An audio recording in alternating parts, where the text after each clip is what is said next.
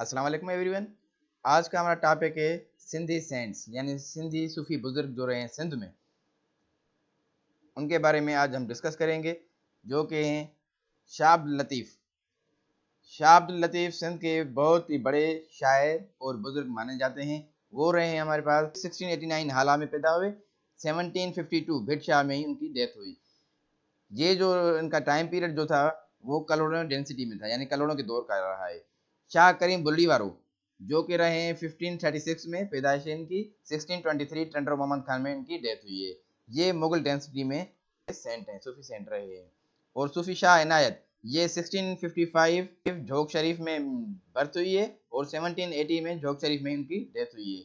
मखदूम नूह रज़ी अल्लाह तआला अन्हु 1506 हाला में इनकी डेट ऑफ बर्थ है और 1590 हाला में इनकी डेट ऑफ डेथ है। ये मुगल डेंसिटी में रहे हैं, यानी मुगलों के दौर के रहे हैं।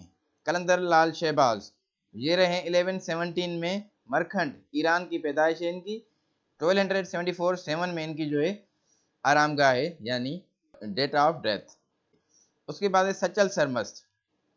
सचल सरमस्त जो है 1739 दराजा शरीफ में इनकी डेट ऑफ बर्थ रही है और 1827 में दराजा शरीफ में डेट ऑफ डेथ रही है। और टालपुर डेंसिटी यानी टालपुरों के दौर के ये सूफी सेंट रहे हैं।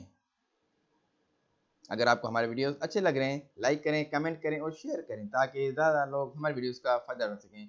Thanks for watching, remember us in your prayers.